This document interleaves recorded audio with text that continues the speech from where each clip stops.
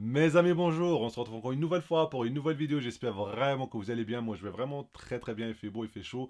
Donc, comme je vous dis, on se retrouve pour une nouvelle vidéo, mais cette fois-ci, j'espère vraiment qu'elle va être rapide. On va tester un produit technologique que j'aime vraiment beaucoup. Donc, j'essaie juste de vous donner mon avis dessus. Il s'agit du stabilisateur pour un smartphone. Donc, c'est un stabilisateur pour smartphone qui s'appelle le DJI OM5. Il est là, il est tout beau, il est tout neuf. Vous dites tout ce que j'en pense juste après le générique. À tout de suite.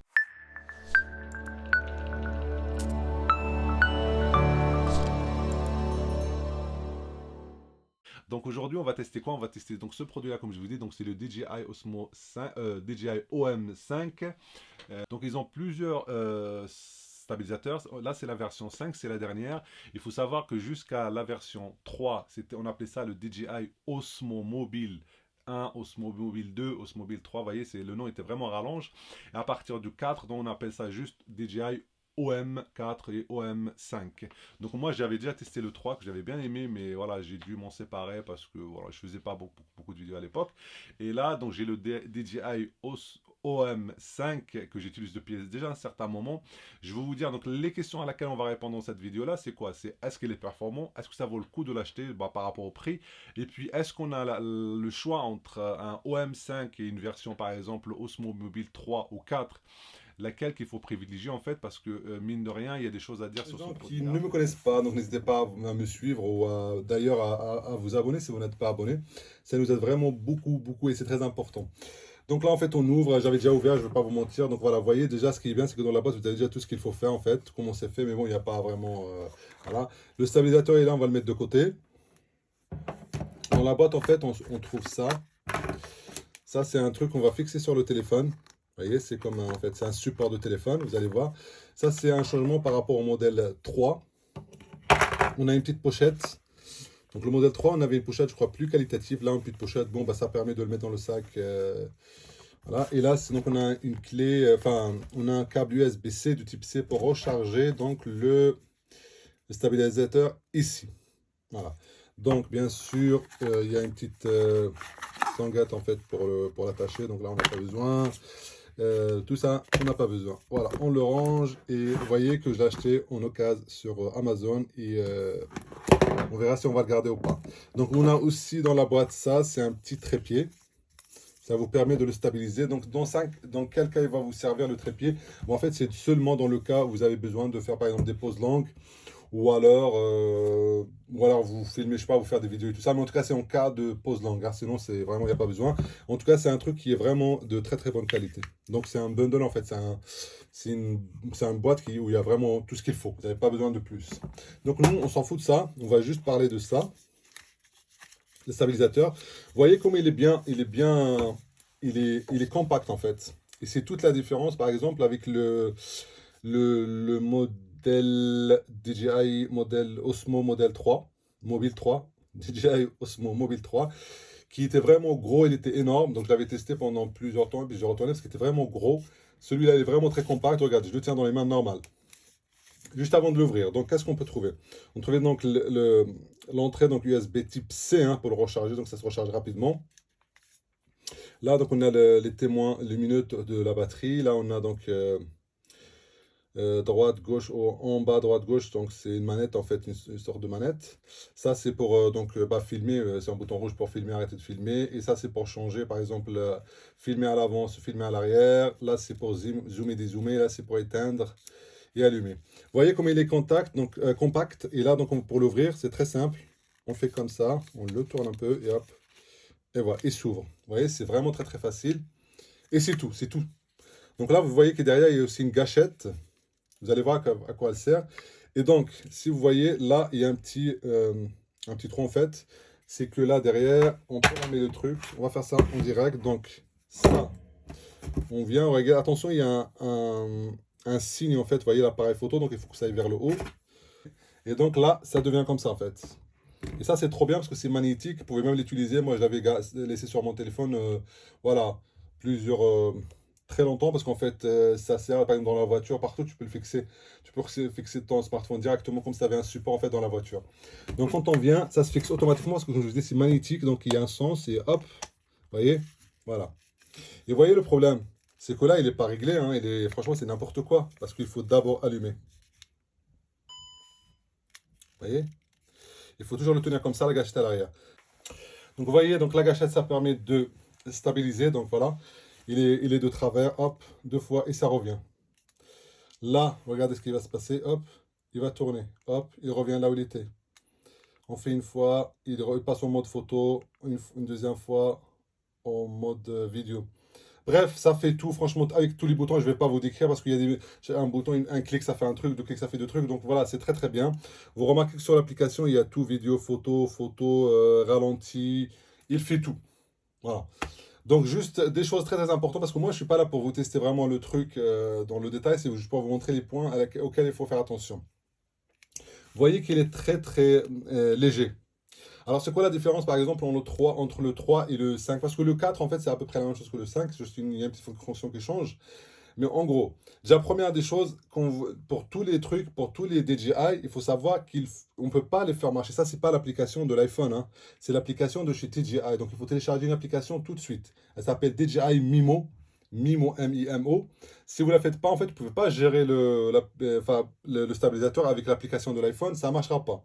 Ou alors une autre application. Je crois qu'il y a une application, je crois que c'est Procam qui marche, qui vous permet de faire ça, mais c'est tout. Sinon, il faut l'application DJI Mimo et qui est vraiment très très bien. Voilà, elle permet de tout faire.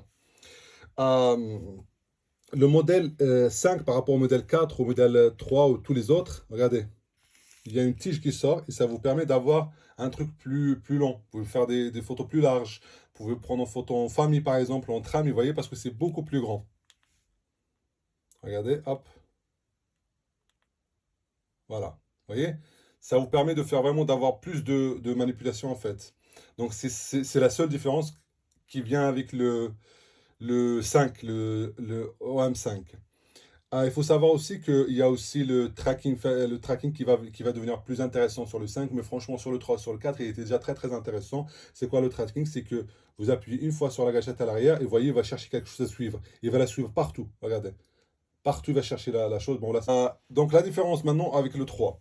Donc avec le 4, avec tous les autres, c'est qu'il y a une tige. Seulement avec le 3, vous aurez en fait, il est plus compact, donc la batterie, elle est moins importante. La batterie, elle est vraiment moins importante. Je vais le ranger. Donc la batterie, elle est moins importante, il n'y a pas la tige. Donc si avec le 3, la batterie a tenu presque 10 heures, là, elle tient 4-5 heures. Et avec le 3, donc avec la batterie, on pouvait charger le smartphone avec. Là, je ne suis même pas sûr qu'on puisse faire ça parce que de toute façon, la batterie, elle tient 4-5 heures. Donc je ne sais pas si elle pourra charger un smartphone. Là, c'est la première des choses.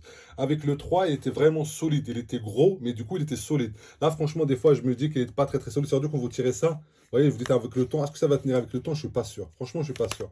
Il ne m'a pas posé de problème. Mais du coup, mais quand même, je suis pas sûr. Donc, c'est ça les seules différences, en fait, en gros. Donc, tout ça pour vous dire que si, par exemple, vous trouvez un 3, un très très bon prix, parce que des fois, il est à 40 euros, 50 euros, en nos cas sur Amazon, prenez-le, franchement. Prenez-le. Ne prenez pas le 5, le 5. Déjà, en fait, voilà, d'abord, on va faire les choses dans les détails. Est-ce que vous avez besoin d'un stabilisateur? Parce que maintenant, surtout les iPhones, ils sont franchement très très bien stabilisés. Donc là, si par exemple, vous filmez pas, vous filmez de temps en temps en famille, tout ça, vous n'avez pas besoin de stabilisateur parce que le smartphone est déjà stabilisé. Si vraiment vous avez besoin d'un stabilisateur, franchement, vous avez le droit d'hésiter entre le 3 et le 5. Je ne vous dis pas le 4 parce que le 4, c'est un truc hybride entre les deux, ça ne sert à rien. Il ne fait pas mieux que le 3, il ne fait pas mieux que le 5. Donc il est entre les deux, c'est pas vraiment le truc. Le 3 et le 5, on va tester. On va comparer entre le 3 et le 5. Moi, je vous conseillerais de prendre le 3. Pourquoi? Parce que c'est un truc qui permet de faire beaucoup de choses et il est plus solide. Un problème que j'ai eu avec le 5 et que je ne l'avais pas avec le 3, c'est regardez. Vous le prenez, d'accord? Regardez. Regardez ce qui va se passer. Et là, c'est le mix. Vous ne le voyez pas, mais là, en fait, là, c'est le minimum. Regardez. De ce côté-là, je m'en fous. Mais de ce côté-là, vous voyez, c'est le minimum. Je ne peux pas le descendre moins, le tourner moins vers moi. Vous voyez, regardez. Il n'y a pas un angle à 90 degrés. Ça, c'est très important. Je ne sais pas si vous comprenez ce que je veux dire. Entre le smartphone et le stabilisateur, il n'y a pas d'angle à 90 degrés. Ça, c'est le maximum. Il ne peut pas faire plus. Sinon, voilà, vous allez casser en fait le moteur si vous forcez. Vous voyez, c'est le maximum qu'il fait. Et là, c'est le 3, non, on peut tourner plus. Là, c'est le maximum qu'on puisse faire. Vous voyez, du coup, vous êtes en train de jouer. En fait, vous êtes obligé de jouer avec votre main pour le ramener à 90 degrés quand vous puissiez prendre des photos de groupe et tout ça. Donc, ça, c'est un gros défaut sur le 5, hein. Pour le 3, vous n'aurez pas ce défaut-là. Donc c'est ça. Alors, deuxième chose très très très importante, ce test-là, même si vous voyez qu'il est rapide, qu'il est peut-être bâclé, je suis d'accord avec vous parce que c'est pas mon truc, les trucs techniques. Mais je l'ai déjà fait ce matin 2 fois parce que j'ai essayé de vous le faire avec avec un téléphone Android à la place de l'iPhone. Et c'est impossible à faire. Il faut savoir que tout le monde vous le dira, l'application sur l'iPhone, elle est 1000 fois mieux optimisée que sur Android. Android, c'est le bordel. J'ai installé au moins combien de fois l'application? J'installe, il y a une mise à jour, mais une mise à jour ne s'installe pas, donc je ne pouvais pas vous faire les tests avec l'Android. C'était impossible. Et ça, c'est pas la première fois. Les produits déjà, ils sont vraiment très très bien faits pour un iPhone. Je ne sais pas pourquoi, mais voilà, c'est comme ça. Ça peut marcher avec l'Android, c'est pas que ça marche pas, mais vraiment, ils ne sont pas optimisés pour Android. Ça, c'est très important. Faites attention avec ça. Alors, deuxième question, est-ce que ça peut prendre un grand iPhone, par exemple 12 Pro Max, 13 Pro Max? Oui, moi, ça, je le filme avec un petit iPhone, mais là, je suis en train de vous filmer avec mon iPhone 12 Pro Max, et pendant tout mon voyage, j'avais testé avec un Pro Max, hein. Je marchais avec un iPhone Pro Max, 12 Pro Max, ça tenait. Mais honnêtement, au fond de moi, j'avais une petite peur parce qu'il était vraiment lourd. Donc ça tenait très très bien, hein. Mais voilà, j'avais peur. Je me disais, waouh, des fois même, j'entendais même le moteur, il faisait un petit bruit. Donc voilà, je pense que ça tiendra. Il n'y a pas de souci. Ça peut marcher avec un 12 Pro Max, avec un Samsung, tout ce que vous voulez. Mais peut-être qu'il sera plus fiable, plus optimisé pour par exemple un 12 Pro, un 13 Pro ou un Samsung normal, pas un Samsung 12 Ultra machin. Ça, c'est mon sentiment. Donc, comme je vous ai dit, c'est un très très bon outil. C'est un outil de complaisance, on va dire. C'est pas fait pour tout le monde. Voilà, vous n'êtes pas obligé de le prendre, franchement. Moi, je l'ai pris pendant un mois. J'ai dû l'utiliser une fois ou deux. Pourquoi? Parce que c'est emmerdant de le sortir en fait à chaque fois dans la poche. La question qui se pose, est-ce que je le prends avec tout le temps avec moi? Bah non, parce que vous allez l'utiliser que de temps en temps. Est-ce que je le prends de temps en temps? Oui, mais des fois, on risque de l'oublier. Voilà, c'était juste un test rapide donc, de ce stabilisateur DJI OM5. J'espère que ça vous plaira. Si c'est le cas, n'hésitez pas à vous abonner, à liker, à commenter. Si vous avez des questions, n'hésitez pas à les poser dans l'espace commentaire. Je vous dis à très très bientôt. Au revoir.